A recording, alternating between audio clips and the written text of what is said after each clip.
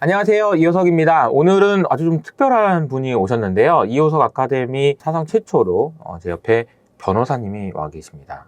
안녕하십니까? 안녕하십니까? 네, 소개를 좀 부탁드릴게요. 네. 안녕하십니까? 우리 효친이 여러분. 저는 부산에서 상속 전문 변호사로 활동하고 있는 우광일이라고 합니다. 네, 효친이 여러분 하니까 엄청 친근감이 느껴지네요. 네네.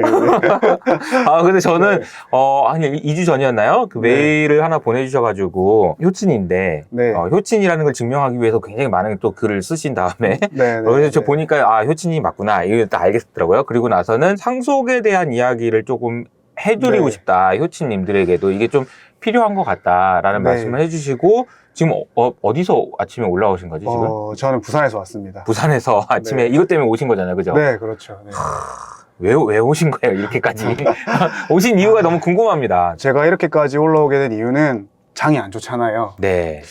그래서 사실은 저도 이제 작년 때부터 장이 이제 안 좋기 시작했으니까 네. 이제 관심이 떨어지더라고요. 이제 시장에 대해서. 네, 시장에 대해서. 그래서 이제 우리가 이제 2000년에는 뭐 대부분 수익을 보셨겠지만 이제 2021년, 2022년 오면서 수익이 떨어지기 시작하니까 관심도 멀어지게 되고. 네네.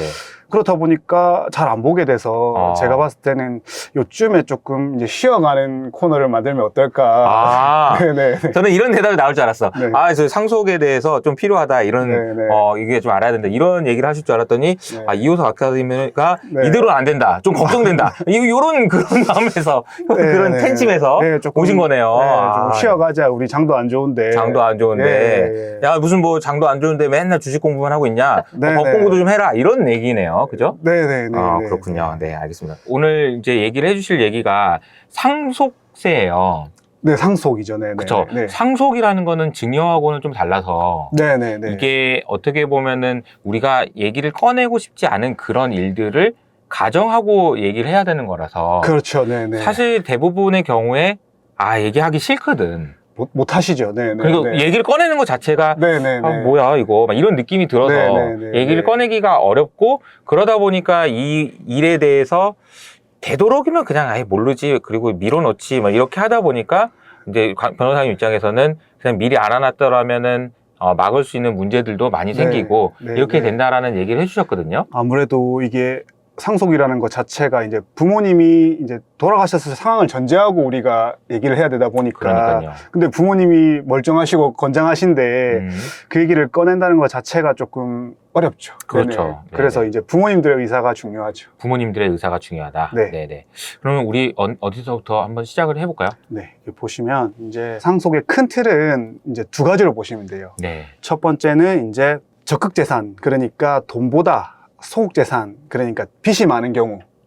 그때 벌어지는 일들이 한 세 가지가 있고요. 네네. 그 다음에 우리가 빚보다 재산이 많을 때 벌어지는 경우가 한 세 가지 정도로 구분을 하셔야 됩니다. 내가 가지고 있는 자산하고 빚을 비교했을 때 네. 뭐가 더 크냐를 따져서 네. 빚이 더 많다면 어떤 경우, 네네. 돈이 더 많다면 어떤 경우가 있는지. 네네. 처음에는 우리가 빚이 더 많은 경우부터 보도록 하겠습니다. 사실은 이거를 더 좀 소개해드리고 싶었어요. 왜냐하면 돈이 더 많은 경우는 사실 도움받을 때가 저 말고도 많잖아요. 그렇죠. 다른 변호사님들도 계시고 뭐 회계사, 세무사님 그렇게 다 도움 주실 분들이 많으니까 근데 이제 빚이 더 많은 경우에는 기본적으로 자녀분들이 몰라요. 이게 모르는 경우가 더 많거든요. 네네. 그리고 사망하시고 난 다음에 그걸 알게 되면서부터 놀래기 시작하세요.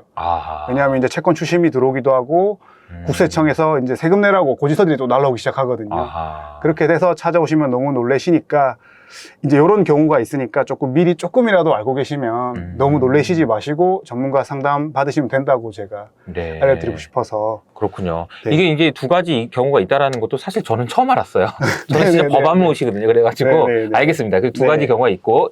자, 그러면 우리가 빚이 더 클 때부터 보도록 하겠습니다. 빚이 더 클 때는 자기가 상속 채무에 해결되는 세 가지 제도가 있습니다. 그게 이제 첫 번째로는 상속 포기, 두 번째로는 한정 승인이고, 세 번째로는 상속재산 파산이라는 게 있는데 상속재산 파산 제도는 한정 승인에 이어지는 거니까 일단 그렇게 생각하시면 되겠습니다. 네. 일단은 저희가 한번 세 가지를 한번 비교해 보겠습니다. 근데 제가 파산은 한정 승인에서 이어지는 거니까 빼고 이제 단순 승인이 있고요. 그 다음에 한정 승인이 있고 상속 포기로 하시면 됩니다. 예를 들어서 이제 빚이 더 많아요. 그러면 이제 그 빚을 내가 다 받아서 내가 갚겠다. 이런 경우는 단순 승인이죠. 네, 그래, 그냥 그러면은 뭐 빚이 더 많지만 네. 자녀가 갚는다고 하니 네. 뭐 아무 문제가 안 되는 거죠. 네, 그렇죠. 이제 그 경우 단순 승인할 때는 그런 경우나 아니면 재산이 더 많으신 분들은 당연히 단순 승인하겠죠, 자녀들이. 이제 그렇게 되는데 빚이 더 많은데 단순 승인하는 경우는 없죠. 아하, 네, 그렇겠네요. 없죠. 네, 그렇게 왜 내가 갚아야 되나? 그렇죠, 이런 생각을 부모님이. 하겠네요. 네네네. 그렇게 되면 살아가는 사람들이 너무 힘들어지니까. 그렇죠. 네, 남겨진 배우자와 자녀들이. 그 다음에 그 정반대로는 상속 포기가 있습니다. 상속. 네, 이거는 네네. 이제 말 그대로 이해하실 거예요. 이해되는 것 같아요. 네, 아무것도 안 받겠다. 아무것도 안 받겠다. 네, 그냥. 나는 재산도 안 받을 거고 빚도 받지 않겠다. 이제 그 사이에 중간에 낀 게 한정 승인이라는 게 있는데 이제 한정 승인이라는 거는 짧게 설명을 드리면 그 상속받는 재산의 한도에서 네. 빚을 갚겠다. 아. 요때가 한정 승인입니다. 아하. 네네네네. 그걸 넘어서는 거는 난 모르겠다. 이렇게 되는 네, 건가요? 재산을 넘어서는 빚은 어쨌든 모르겠고 재산의 한도 내에서는 내가 채무를 변제하겠다. 아. 근데 한정 승인하는 경우 중에도 재산이 많은 경우도 있어요. 네. 근데 혹시나 몰라서 해놓는 경우도 있긴 아하, 합니다. 간혹 네네. 잘 없지만 네. 대부분은 이제 빚이 맞는 경우. 네. 근데 이게 제가 듣기만 해도 네. 복잡한 것 같아요. 네네. 빚을 갚으라고 얘기하는 사람들이 분명히 있을 텐데 네네네. 그 사람들한테 아 나는 안 갚을 거야 라고 얘기한다는 게 만만치 않은 일이 있을 것 같아요. 이거 법적으로 되게 많은 일들이 있을 거라고 상상이 되는데 네네. 네, 좀 얘기를 계속 이어가 주시면 네, 이제 좀 비일비재하게 되는데 네. 그래서 이제 채권자가 누군지 우리 알아야 되잖아요. 돈 받아야 되는 사람이 누구냐? 네, 내가 돈을 줘야 돼. 우리 부모님한테 돈 빌려준 사람이 누군지를 알아야 되는데 네. 우리가 알 수가 없죠, 기본적으로. 어떻게 부모님이 뭐 신용카드를 썼고 뭐 보험 가입했고 뭐 그쵸. 대출 받았고 그건 이제 금융권인데 또 네. 사인 간의 거래도 있지 않습니까? 사채라고 하죠, 보통? 사채? 사인 간 거래? 사인 간의 거래 그냥. 네네네. 그 사채는 이제 좀 더 무서운데. 네. 아, 그런가요? 네네네. 네, 사채가 아니고 죄송합니다. 네네네. 그 사채는 일이 높은데 이제. 아, 네네네. 네네네네. 일반적으로 그렇게 이제 쓰긴 쓰는데 네. 그래서 이제 사망을 하시면 여러분들이 이제 사망 신고를 하시게 돼요. 네. 그때 이제 나라에서 제공하는 게 안심 상속 원스톱 서비스라는 게 있어요. 이걸 신청하게 되면 이제 우리 피상속인, 그러니까 사망하신 분의 뭐 금융거래 내역이나 뭐 토지나 그러니까 자동차, 뭐 세금 체납 내역 뭐 이런 것들, 그 다음에 연금 가입 유무나 그 다음에 이런 모든 조회할 수 있는 재산들이 있지 않습니까? 네네. 한국에서 제도적으로 모든 재산을 이제 조회할 수가 있게 됩니다. 한 번 신청으로. 사망 신고를 하면서 저거를 한 번에 네, 꼭 사망 신고랑 따로 해도 상관없습니다. 아, 따로 근데 상관없어요? 저는 이제 추천드리는 게 저희가 이제 돌아가시기 전에 전화오는 경우가 좀 있거든요. 그러면 이제 제가 동사무소 2번 가고 구청 2번 가기 힘드니까 한 번 하실 때 그냥 하시라고. 네네. 네, 그래서 사망 신고하시면서 신청하시면 된다. 네. 그래서 안내를 드리고 요거 이제 신청을 하면 이제 막 20일 안에 이제 문자나 홈페이지 확인 가능한데 대부분 이제 문자로 신청하시거든요. 네. 그러면 막 계속 날아와요. 문자로 자기 문자 메시지로 막 뭐 공제회 무슨 뭐 카드사도 다 오고요. 뭐 금융사도 다 오고요. 뭐 일단 그다음 등기부 이런 거 다 오고요. 다 이게 조회가 되거든요. 네, 그러면 네, 이제 네. 그거를 들고 홈페이지나 클릭해서 들어가면 이제 조회 내역을 인쇄할 수 있습니다. 네. 이제 그렇게 되면 아 어머니가 카드 빚이 있으셨구나. 어. 뭐 아니면 몰랐는데 주식이 또 이만큼 가지고 계시구나. 뭐 이렇게 큰 또 보험이 있으시구나. 뭐 등등. 예, 좀 과거 기록까지 조금 이제 토지 같은 경우는 조금 볼 수 있게 되는 상황이 그렇군요. 네네네 네네. 그렇게 됩니다. 네. 어쨌든 돈이 많은 경우도 이걸 신청 한번 해보시라. 왜냐면 모르니까. 네네. 그 다음에 이제 빚이 많은 경우는 무조건 해야 되는 거고요. 네네네네. 왜냐하면 채권자를 알아야 되니까 기본적으로. 네. 그렇게 해서 이제 만약에 상속 포기 신청을 하면 네. 법원에서 이런 결정문이 옵니다. 법원을 제가 캡처한 거예요. 법원 결정문 이렇게 A4용지에 적어서 오는 거를. 네. 그러면 청구인들의 피상속인 망 누구누구의 돌아가신 분의 재산 상속을 포기하는 날짜 신고는 이를 수리한다. 이렇게 되면 끝난 겁니다. 네. 네, 그러면 이제 본인이 상속 포기를 하신 경우는 이 결정문을 받아서 채권자들한테 주면 됩니다. 그러면 나는 상속 포기했으니까 저는 이제 나한테는 오지 마세요. 네, 상속인이 아니니까 오지 마세요. 딴 데 가서 알아보세요. 이제 이렇게 말할 수 있는 거죠. 네. 네, 네. 한정 승인을 하시면 요 결정문이 제가 또 따왔는데 네. 한정 승인이 이렇게 나옵니다. 청구인이 피상속인 망 땡땡땡의 재산 상속을 함에 있어 별지 상속재산 목록을 첨부하여서 한 몇 월 며칠자 한정 승인 신고는 이를 수리한다. 이거는 이제 우리 상속재산 목록을 작성하게 되거든요. 한정 승인을 하면. 네. 그러면 이제 재산이 얼마 있다. 이런 거를 기록을 하게 돼요. 이제 그 법원에서 준 양식에 맞춰서 그걸 기록하고 아까 원수 서비스 보고하면 되거든요. 거기 다 나와 있으니까. 네네. 그럼 빚이 이렇게 얼마. 돈 이렇게 얼마 이렇게 해서 하면 요 재산 안에서 이 빚을 변제한다. 네, 이렇게 되는 거죠. 그러면 잠깐 여기서 궁금한 게 하나 있었는데 네. 근데 변호사님을 하시다 보면은 굉장히 다양한 분야가 있잖아요. 네, 엄청 다양하죠. 근데 왜 상속을 하시게 됐어요? 저는 이제 생각이 처음에는 이제 제너럴리스트가 돼야 된다고 생각했었어요. 변호사로서. 이것저것 다 할 수 네, 있다. 네, 처음에는 이제 다 물어보시거든요. 변호사면 사실은 이제 선입견이 일반인들 봤을 때 다 아는 줄 알아요. 뭔가 다 네, 그렇지. 네, 자기 법률 법적으로는 네, 다 어려운 문제 사실 다 물어보시거든요. 그렇죠. 근데 저희도 다 알지는 못해요, 사실은. 그렇죠. 네네네. 의사분들도 다 과가 있잖아요. 그렇죠, 그렇죠. 저희도 조금 그런 게 있거든요. 그래서 뭘 하나 선택해야 되겠다라는 네, 생각을 처음에는 없었죠. 없었는데 네, 처음에는 이제 그냥 다 해보자.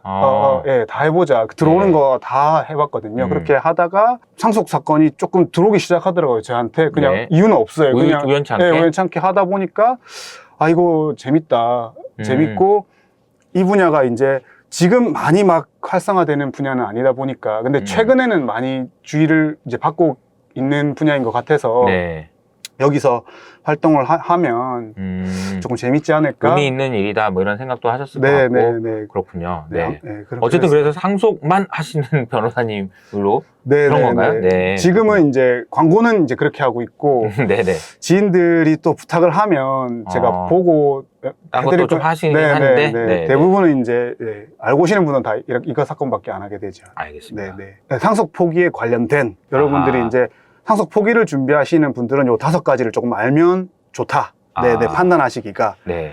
그러면 이제 첫 번째부터 보면 네. 우리 한정 승인이랑 상속 포기 마찬가지로 기간에 제한이 있어요. 자, 상속 개시가 있음을 안날로부터 3개월 이내에 해라. 이렇게 정해놨어요. 상속 개시가 사망하셨다는 걸 안 날부터. 그렇죠, 그렇죠. 사망하신 날부터가 아니고. 네네네. 그게 엄청 중요하죠. 뒤에서 살펴보겠지만 상속을 음. 받게 되는 사람이 최대가 되면 4촌 이내 반개월조까지 내려가니까 네. 어떤 분이 사망하는데 제가 4촌 이내 반개월조까지 들어갈 수 있는지 안 하는지가 몰라요. 사실 기본적으로 살다 그러네요. 보면. 네네. 그렇기 때문에 안날로부터 3개월이에요. 네. 그렇기 때문에 사망일로부터 3개월이 아니니까 여러분들이 너무 불안해 안 하셔도 돼요. 저한테 오시는 분들 중에 엄청 먼 친척이 사망했는데 3개월 지났어요, 변호사님. 근데 찾아보니까 3개월 안에 해야 된다는데 저 큰일 난 거 아니에요? 이렇게 오시거든요. 근데 좀 상황을 살펴보면 안날부터다. 네, 안날부터 3개월이니까 사망일로부터 3개월이 지났다고 하더라도 여러분 너무 놀라지 마시고. 자, 그러면은 네. 저 궁금한 게 알았다는 걸 어떻게 증명해요? 그게 이제 자기 책임이죠. 자기가 증명해야죠. 자기가? 네, 뒤에 나옵니다. 그게 상속 관련된 소송 중에 시기 제한 있는 게 몇 개가 있거든요. 몰랐습니다. 네, 나 네, 몰랐습니다. 네. 이럴 수 있잖아요. 근데 이제 입증 책임은 저희한테 있는 거예요. 몰랐다는 점에 대해서. 그렇군요. 네네네. 이제 중과실이 없어야 되는데 보험 표현으로는 네. 요거에 대해서는 사망 사실을 이제 여러분이 이제 모르실 거예요. 기본적으로. 그러면 이제 어떻게 알게 되냐? 대부분 알게 되는 케이스가 뭐 취득세나 자동차세 고지서가 날아옵니다. 아니면 이제 그 채권자들이 소송을 제기하게 돼요. 네. 이때 비로소 사망 사실을 알게 됐다면 사망일로부터 3개월이 지났다고 하더라도 상속 포기가 가능합니다. 근데 당연히 자식이 이거 받고 알게 된 경우는 잘 없잖아요. 그렇죠. 네, 그러면 이제 뭐 최소한 뭐 형제, 자매나 사망하신 분의 먼 친척. 네, 먼 친척들은 이제 이렇게 되면 입증이 되는 거죠, 기본적으로. 네네. 네. 네. 근데 이제 그런 경우라도 형제들이라도 알고 있는 경우가 더 많잖아요. 형님이 네. 돌아가시면. 근데 이제 사망 사실은 알고 있었는데 이제 3개월이 지난 뒤에 채무 초과 사실을 늦게 하는 경우가 있어요. 아하. 네네. 네네. 그렇게 되면 이제 그때는 이제 상속 포기는 안 돼요. 기본적으로 3개월이 지났기 때문에. 근데 이런 경우도 당연히 법원에서 구제를 해줘야 되잖아요. 이럴 때는 이제 특별 안정 승인이란 걸 둬가지고 여기 있어요. 상속인이 상속 채무가 재산을 초과하는 사실을 이제 중대한 과실 없이 네. 3개월 내에 알지 못하고 상속 단순 승인을 한 경우에는 이 경우에는 아무것도 안 했단 말이에요. 이 경우에는 그때는 이제 안날로부터 3개월 내에 한정 승인할 수 있다. 네. 이거를 이제 특별 안정 승인이라고 부르고 있습니다. 이렇게 아시면 되고 상속 포기는 안날로부터 3개월입니다, 여러분. 알겠습니다. 이거 좀 네. 강의하시는 것 같네요. 네. 안날입니다. 네. 네. 그렇게 되고 이제 두 번째는 이제 미성년 상속이 문제가 조금 발생해요. 애기들도 사실 상속인이 포함되는데 모르고 계시는 경우가 많아요. 네, 이거 정리하실 때, 이제 이거 신청하실 때 그렇군요. 애기들 빼고 하는 경우가 많거든요. 그래서 제가 이제 상속 순위를 조금 보려고 여러분 보면 상속의 1순위는 직계 비속이에요. 네. 이제 직계 비속은 밑으로 내려가는 거예요. 아들, 딸, 손자, 손녀. 예를 들어서. 그 다음에 이제 2순위는 직계 존속입니다. 직계 존속은 위로 가는 거예요. 아버지, 어머니, 사망하신 분의, 그 다음에 할아버지, 할머니, 뭐, 위로. 네네. 그 다음에 3순위는 형제, 자매고요. 네. 그 다음에 4순위가 사촌이네 반계열 쪽이에요. 상속이 저 순서대로 된다는 거죠. 네네네. 네. 이렇게 되고, 그 다음에 그러면 여러분이 이제 사촌이네 반계열 쪽의 범위에 대해서 궁금하실 거예요. 제가 그림을 하나 준비해 왔는데, 이렇게 돼요. 아. 여기가 이제 빨간색 표지가, 빨간색이 돌아가신 분이고. 네네. 그러면 요 사망하신 분 기준으로는 사촌 형제들. 네. 그러니까 아버지의 형제, 자매, 자식까지 들어가는 거고요. 네. 경우가 되고, 이제 본인 기준으로는 본인 형제들의 자식의 그 자식까지. 그러니까 범위가 생각보다 엄청 넓어요. 그래서 뭐 쉽게 설명하면 우리 망인의 배우자나 아들, 딸들이 상속을 포기해버리면 네. 사촌인의 반계열 쪽까지 넘어가는 경우가 많아지거든요. 아. 네네. 그러면 이제 엄청나게 많은 사람이 해야 되는데 그때도 네. 제가 설명드릴게요. 불안해하실 네네. 필요는 없다. 천천히 하시면 된다. 이게 뭐 지금 어디 진짜 네. 흥미롭네요. 네. 근데 여기서 여러분 궁금해하실 게, 변호사님 배우자가 빠졌네요. 아니 와이프가 빠졌잖아요 하시는데 요 뒤에 나오긴 하는데 네. 미리 설명드리면 와이프는 직계 비속이나 직계 존속이 있을 때는 공동상속이 됩니다. 그러니까 아들, 딸이 있거나 네. 아버지, 어머니가 있을 때는 배우자랑 공동상속이 됩니다. 아들, 딸도 없고 아버지, 어머니도 없으면 형제, 자매가 아니라 배우자 단독 상속인이 되고 그 배우자도 없으면 이제 형제들로 넘어갑니다. 아하. 네. 네네. 네. 알겠습니다. 이제 제가 미성년 상속인에 대해서 하고 싶은 말은 이제 할아버지, 할머니가 사망했을 때는 손자, 손녀들도 상속 포기해야 된다는 점. 요거 알고 계셔야 된다는 거. 대부분 이제 자식들만 해버리거든요. 근데 사촌인의 반계열 쪽에 들어가거든요, 여기. 아하. 네네. 그러니까 어린 친구들까지 다 진행하셔야 된다. 만약에 상속 포기를 할 거면 네네. 손자, 손녀들도까지 해야 된다는 거죠. 네. 빼먹지 마시라는 거. 아하, 네네. 네네. 근데 빼먹어도 나중에도 해결할 수 있습니다. 네. 네, 그것도 알고 계셔도 됩니다. 네. 어허. 말이 안 되잖아요. 일반인들이 모를 수도 있는데 애들 모르고 안 했다고 애들한테 또 하면 그러니까 다 구제할 구제 수 때- 있는 방법이 있어야 될 것 같아요. 네, 다 구제됩니다. 진짜 몰랐는데 억울하잖아. 네. 그런 경우 많습니다. 다 구제됩니다. 네. 네. 그것도 네. 그러려고 또 변호사님 같은 분이 계시는 거 아니겠습니까? 네네, 뭐 그렇게 말씀드리고 네. 판사님들이 다 구제해 주십니다. 네, 아, 판사님들이. 네, 네. 네. 불합리하다는 걸 아시니까. 음. 네. 그 다음에 이제 두 번째는 미성년자와 법정 대리인이 공동상속인이 되는 경우가 많아요. 네. 어떤 경우냐면 이제 예를 들어 들면 제가 사망하면 네. 저희 와이프랑 저희 아들, 딸이 있잖아요. 네. 아까 말했다 직계 비속이랑 배우자가 1순위가 된다고 했잖아요. 네네. 동순위로 같이 네네. 되거든요. 그러면 와이프도 1순위, 아들, 딸도 1순위거든요. 음. 근데 아들, 딸은 미성년자잖아요. 그리고 와이프는 성년인데 그럼 미성년자한테 저희가 대부분 이제 재산을 안 하고 와이프가 다 가지게 되고 미성년자는 상속을 포기하게 되거든요. 기본적으로 구조가. 엄마는 그러면 단순 승인을 하게 되겠죠. 아버지가 이제 제가 만약에 재산이 있으면 네. 그리고 애들은 상속 포기를 하게 되죠. 너무 어리고 막 하니까. 아직은. 네. 네네. 그러면 이제 어머니 명의로 다 넘어가는데 자식들 입장에서 보면 불리하잖아요. 뭘 잘 모를 때는 모르겠지만. 네네. 이게 크고 그러면. 네. 근데 이제 크고 나면 자기가 결정하면 되는 건데 미성년자일 때는 우리나라는 법정 대리인이 결정하게 돼 있거든요. 근데 법정 대리인이 아버지 재산을 배우자가 다 가져가고 자식들은 안 줘. 이렇게 결정하면 자식들 입장에서는 조금 불리하니까 요때는 자식들이 특별 대리인을 선임을 해라 법원에 신청을 해서 네. 그러면 이제 뭐 할아버지 할머니나 네 이렇게 신청이 되겠죠. 요거는 이제 정리를 하면 미성년자와 법정 대리인이 공동상속인이 되는 경우에는 이제 미성년자들을 위한 특별 대리인을 선임하셔야 된다 법원에. 네, 요거는 뭐 저 말고라도 어느 군데 다 가셔도 변호사님들이 안내해 주실 거예요. 네, 네. 그 다음에 이제 형제 상속 문제가 있는데 이제 상속 포기하게 되는 형제들 간의 경우에는 사실을 모르는 경우가 많아요. 그게 무슨 말이냐면 이제 사망하신 형제의 자녀들이나 배우자가 상속을 포기해버리면 아까 말했다시피 넘어오게 되잖아요. 다른 가족들로. 근데 이제 형제 자매가 삼순이니까 넘어가게 되거든요. 왜냐하면 거의 아버지 어머니는 사망하셨을 거니까. 네. 그렇게 이제 넘어가게 되면 이 사람들은 몰랐잖아요. 그 사실을. 네. 근데 3개월은 거의 지나갔을 거거든요. 네. 그렇게 되면 본인들도 상속 포기를 할 수 있냐 이거에 대해서 고민을 하시는데 우리 아까 효성님께서 지적했지만 안날로부터 3개월이니까 네네네. 네, 조카들이 상속 포기했다는 걸 안날로부터 3개월이 내이면은 우리 상속 포기는 한정 승인 둘 다 가능하다 이렇게 알고 계시면 될 것 같아요. 대부분 이제 알게 되거든요. 네. 네네. 자기한테 넘어왔다는 것 자체가 네네. 그럼 거기에 이제 상속 포기했으니까 저한테 넘어왔다는 걸 알게 되는 거니까 그때로부터 상속 포기도 할 수 있다는 거 알고 계시면 되고 네 번째는 제가 아까 말했다시피 사촌인의 반계열 쪽이 다 들어가다 보니까 그럼 이거 4명 연락도 안 하는 저 알지도 못하는 막 생질에 뭐 막 이름도 모를 어려운 막 그런 가족들을 다 찾아내서 한꺼번에 우리가 해야 되나 질문하신단 말이에요. 그렇죠. 그럼 사람 몇 명이냐, 이게 돈이 얼마나 드냐 이렇게 막 고민하시는데, 그럴 필요 없다. 차근차근 하시면 된다. 아까 말했다시피 안날로부터 3개월이니까 1순위 하시고 1순위 한 분들이 2순위한테 말씀드리고 2순위 하시고 2순위 한 분들이 3순위, 4순위 이렇게 넘어가시면 되니까 차근차근 진행하시면 된다. 이렇게 제가 말씀드립니다. 그리고 또 궁금한 거는 이제 뭐 세금 벌금 우리 사망한 사람 거 내야 되냐, 상속 포기한 사람이. 근데 상속 포기했으니까 의무 없다.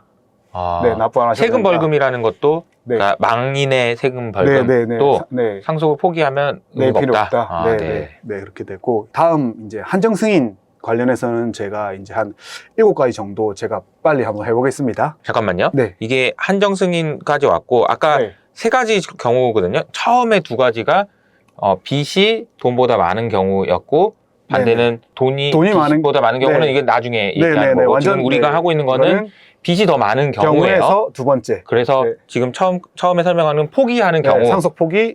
그다음에 어떻게 되는 건지. 네, 그다음에 한정 승인이랑 상속재산 파산이 있는데 요거 뭉뚱그려서 하겠습니다. 네, 네, 알겠습니다. 네. 한정 승인을 하게 되면 이제 여러분들이 신문 공고를 하게 된다는 것까지는 잘 알 수 있어요. 뭐 인터넷 검색을 하거나 아니면 뭐 변호사 사무실이나 법무사 사무실 전화하면 한정 승인하고 신문 공고까지 하면 돼요, 이렇게 말을 하시거든요. 신문 공고가 뭐예요? 신문 공고라는 거는 이제 한정 승인을 했으면 네. 이게 채권자들한테 신문 공고를 하는 이유가 이게 있기 때문이에요. 청산을 해줘야 돼요. 한마디로 한정 승인 한 사람이. 한정 승인을 한 사람이. 네, 그 말을 즉슨 이분이 돌아가셔서 이제 쉽게 청산이라는 걸 우리가 알아듣기 쉬운 표현으로 하면 빚잔치거든요. 네. 빚잔치를 할 거니까 빚 받은 사람들 빨리 나한테 연락을 하세요. 요거를 신문 공고를 통해서 알리는 거예요. 알릴 방법이 없으니까 우리가 알려면 신문에다가 각 지역 일간지에다가 하라고 돼 있거든요. 그럼 여기까지는 이제 안내가 되는데 대부분 청산 의무에 대해서는 그냥 채권자들이 알아서 하니까 여러분 걱정할 필요 없어요, 이렇게 설명하는 사무실도 많거든요.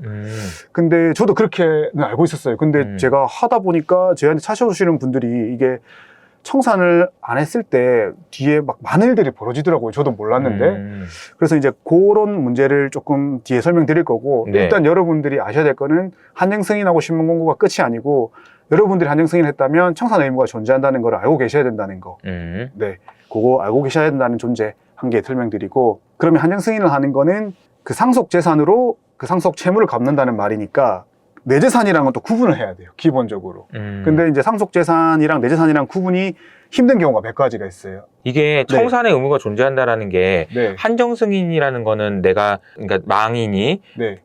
돈이 100만 원 있었고 네. 빚이 예를 들어서 200만 원 있다라고 네. 하면 100만 원 어치만큼만 갚으면 네. 되는데 네. 이 100만 원이 그냥 100만 원 딱 떨어지는 게 아니고 여러 네. 가지 재산들로 있을 거라서 네, 네. 복잡할 것 같은데 네, 이 네. 복잡한 이 재산을 내가 청산해야 되는 의무는 나한테 있다라는 거죠. 그렇죠. 한정 승인할 때. 사람이. 그러니까 어떤 식으로 팔든 뭘 네, 하든 맞습니다. 그러니까 팔아야 되는데 그냥 나는 소극적으로 안 팔고 있으면은 그 안 팔리니까 네, 네. 신문 공고를 통해서 알려야 된다는 얘기고, 그죠? 그런 건가요? 신문 공고는 이제 내가 어쨌든 한정 승인을 했으니까 이 빚잔치를 내가 할 사람이니까 나한테 자기 채권이 얼마인지 일단 알려달라. 아하, 이런 취지인 거고. 오케이. 그거 그 말씀하신 거, 예. 말은 맞는 말이에요. 완전 맞는 말이에요. 그 뒷일을 하는 게 너무 힘들죠. 아니 그러니까 이게 재산이 네. 다 팔려고 해도 그 가격에 원래 그 네. 시가에 팔 수도 없고 뭐 장부가 네. 그거 되게 복잡할 것 같아요. 그걸 경매로 해야 될지, 뭐 그러니까. 주식 같은 경우는 그럼 뭐 파는 날 기준으로 갑자기 시장가로 막 팔아버리면 어떻게 막 이런 것도 내 있고. 마음대로 뭐 오늘 당장 팔아도 돼, 막 이런 문제도 있고. 엄청 복잡할 것 같은데. 네네, 여기서. 그런 문제들이 좀 닥쳐오거든요. 그래서 구분을 해야 된다는 거죠, 재산을. 네네, 이제 이 재산 구분은 내 거랑 구분해야 된다는 건데, 네네. 또 내 거랑 구분할 이유가 생깁니다. 왜냐하면 한정 승인이 뭔지는 좀 제가 그림을 그려왔는데 시간이 없긴 한데 짧게 설명드리면, 이제 상속 채권, 예를 들어 적극 재산이 1억이고 채무가 2억이면, 그리고 내 재산이 3억 있다 생각했을 때 아까 상속받은 그 재산 한도로 책임지는 거니까 1억으로 빚 2억을 갚으면 되고, 그런데 아직도 1억은 못 갚잖아요. 그렇죠. 그거 내가 재산이 3억 있다고 그 1억을 내가 갚아야 되냐? 이건 아니라는 거예요. 그게 한정 승인이라는 거, 일단. 네, 네, 네. 저기 안에서만 네, 1억에서 1억만큼만 갚고 네. 1억은 못 갚는다라고 얘기하는 네, 게 네. 한정 승인인 거니까. 네, 근데 그 자체가 쉽지는 않다, 일단. 이렇게 될 거고, 재산의 구분을 하는 이유는 이제 어떤 경우가 있냐면, 보험금이 있어요, 여러분, 사망하시면. 근데 보험금이 피상속인 재산으로 들어가는 보험금이 있고, 상속인 고유재산이 되는 보험금이 있어요.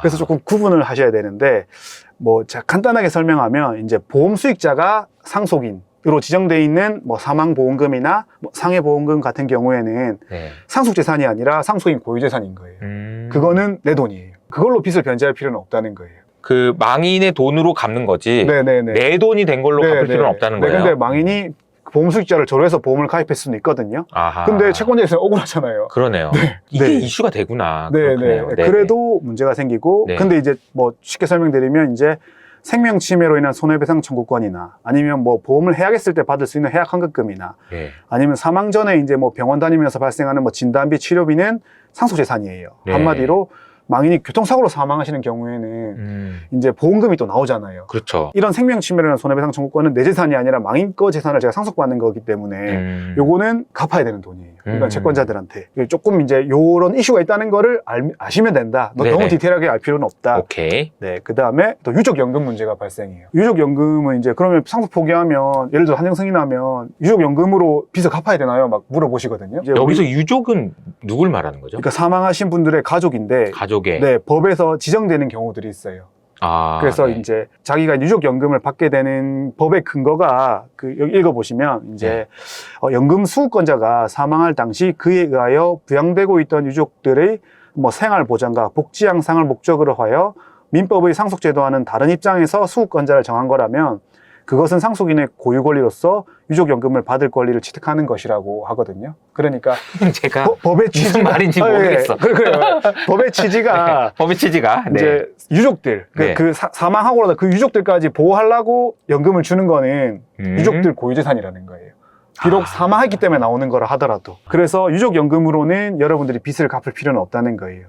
그 대표적인 예가 제가 한 뭐 6개 정도 설명드리면 이제 국민연금법, 네. 그 다음에 공무원연금법 또는 사립학교교직원연금법, 네.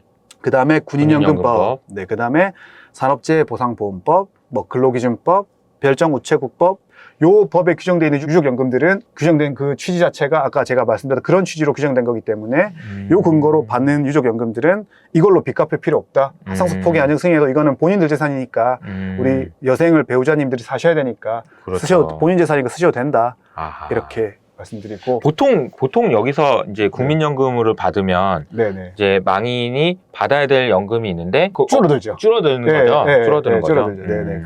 뭐 법 따라 다를 거긴 한데. 네, 알겠습니다. 네, 그렇게 될 거고.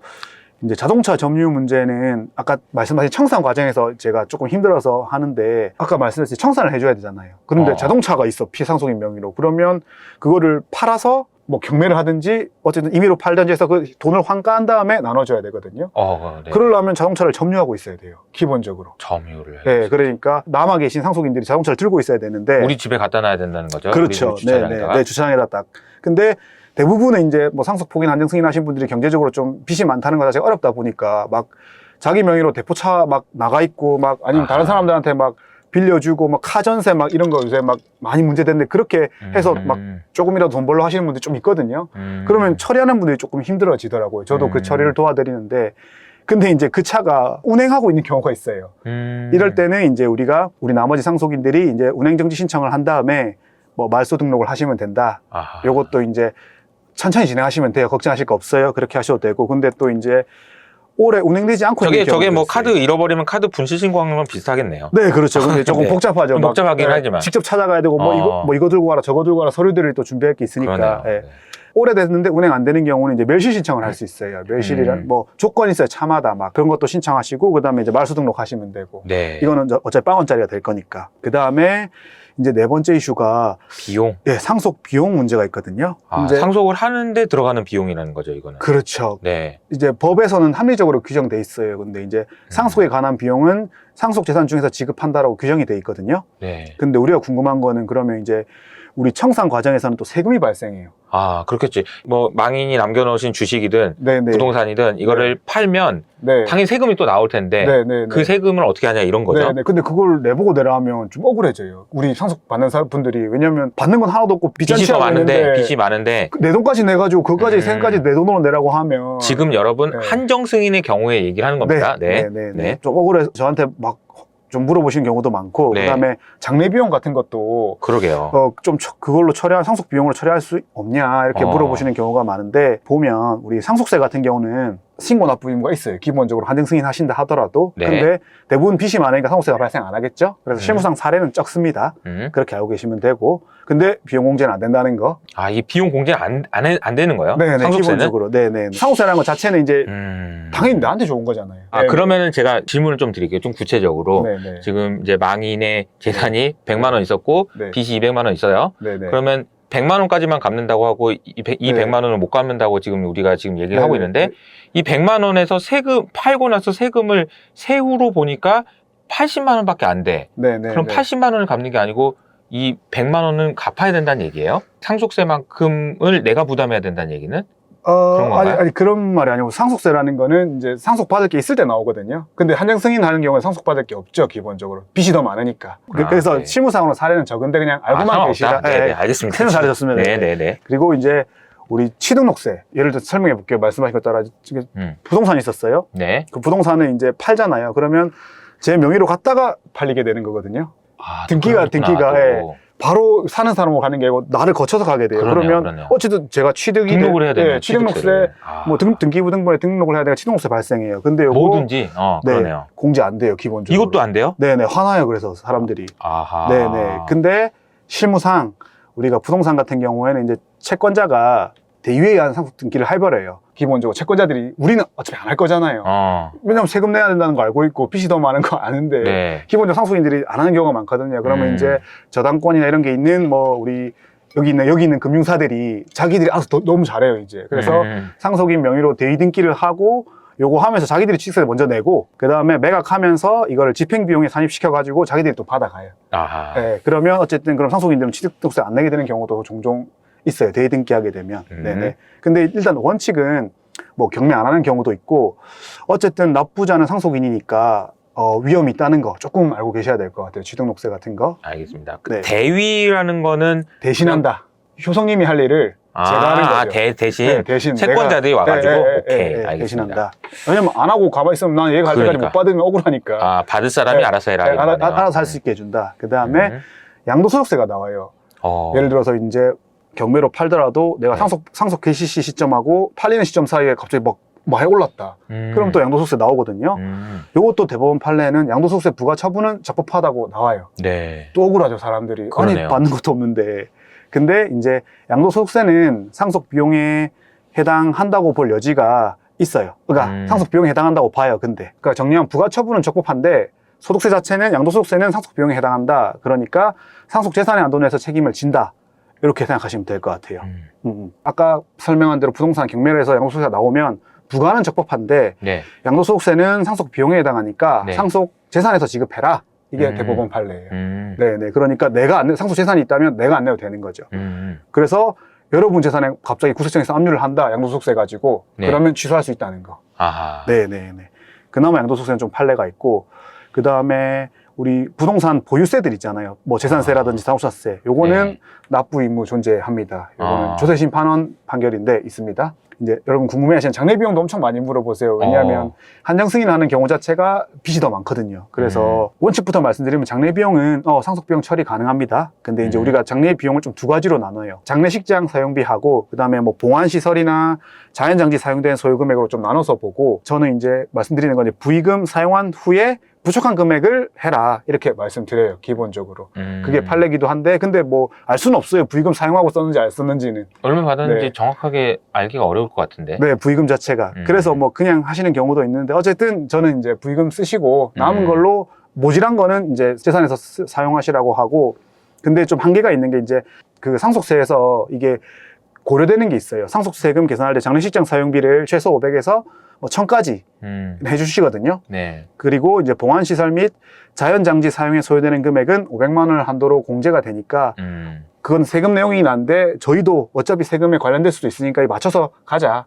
이건 제 생각이에요. 오광일 변호사님 의견이라고 되어 그래서 있네요. 저희 사무실에 오는 사람한테는 저는 이렇게 설명드려요. 네네. 그렇게 하면 장례식장 비용까지 처리할 수 있고 그 다음에 또 여러분들이 이제 한정 승인을 진행하는데 순식간에 끝나지는 않아요. 청산 절차까지 해야 되기 때문에. 근데 그 사이에 채권자들이 소송을 제기해요. 여기 계신 금융사들이. 그러면 이제 소송을 하게 되면 소송 비용 문제가 발생해요. 네. 당연히 한정 승인을 하게 되면 여기 상속재산 받은 범위 내에서 지급하라. 이렇게 이거 나오는데 소송 비용에 대해서 상속인 보고 부담하는 경우가 한 번씩 나오게 되면 그러니까 소송 비용이라는 게 뭐냐면 소송이라는 것 자체가 상속인이 돈을 안 갚았기 때문에 금융사가 소송 변호사를 선임해서 비용을 쓴 거잖아요. 네. 법원에 내놓는 수수료까지 그거를 네가 대신 내라. 너 때문에 소송을 한 거니까. 그렇게 되면 저는 또 가만히 있고 받은 것도 없는데 또 소송 비용까지 물어줘야 돼요. 그러네요. 근데 그거를 막을 수가 있는 게 한정 승인을 하게 되면 대부분 법원에서는 각자 부담으로 해주거든요. 근데 안 해주는 경우도 있다고 하더라고요. 제가 들으면. 그래서 이런 것까지 조금 알고 계신 상황에서 소송 들어오시면 이것도 대응을 좀 잘 하셔가지고 이런 것까지 안 낼 수 있게 하시는 게 좋겠다. 네. 이런 말씀이고, 이건 좀 제 생각인데 이제 한정 승인에서 중요한 것은 적극 재산이지 빚이 아니라는 거예요. 왜냐하면 어쨌든 빚잔치를 하려면 얼마의 재산을 최대한 확보하는 거잖아요. 이 재산이 빠지면 받아야 될 사람이 못 받는 경우도 있으니까 재산을 어떻게든 확보하는 게 중요한 거지, 빚은 누가 얼마 빚는지 저희가 알기 어려우니까. 네. 그거는 우리가 알려고 네. 안 해도 네, 네. 받을 사람들이 알아서 네. 막 하겠죠. 네. 하기도 하고 또 안 하는 사람도 있을 수도 있잖아요. 나중에 안 하면은 뭐 네, 우리 네. 상관 할 바 네. 아니고, 그죠? 네, 5년 뒤에 와가 할 수 있는데 그럴 때는 이제 우리 신문 공부했으니까 그때 하지 뭐 했어 이렇게 얘기할 수도 있는 거고. 그러니까 네. 적극 재산이 중요하다. 네, 그 적극 재산은 까먹으시면 안 되고 소극 재산보다 적극 재산이 중요하다는 거. 그다음에 그러니까 뭐 정리해 보면 부채 몰라서 못 적어도 뭐 한정 승인이 갑자기 뭐 효력이 없어지거나 이런 건 아니라는 거. 이 제 생각입니다, 여러분. 그렇게 알고 계시면 될 것 같고. 그래서 이제 제가 청산이 힘드니까 아까 말했던 뭐 부동산 뭐 주식 이런 거는 또 시가에 매각을 해야 되는지 뭐 어떻게 해야 되는지 막 많은 게 힘드니까 개인들이 하기가 힘들어요. 그리고 얘한테 얼마 줄 건지, 채권자들마다 얼마 줄 건지도 계산을 해야 되거든요. 네네. 수많은 어렵잖아요. 채권자 10명이면 안분 배당 해줘야 되는데 얘 원금 이자 얼마인지 내가 어떻게 알아요? 그러니까요. 네, 그런 거 하기가 힘드니까 그거를 상속재산 파산제도라 해가지고 그걸 파산관리인이라는 분이 청산절차를 대신해주는 제도가 있어요. 그래서 그거를 좀 저는 추천드리는 거고 본인들이 하시기 힘드신 분들은 네. 저는 안내를 해드리면 하시겠다 하시면 제가 도와드리거든요. 근데 이것도 쉽지는 않아요. 근데 그래도 있으니까 본인이 하시는 것보다는 훨씬 낫다.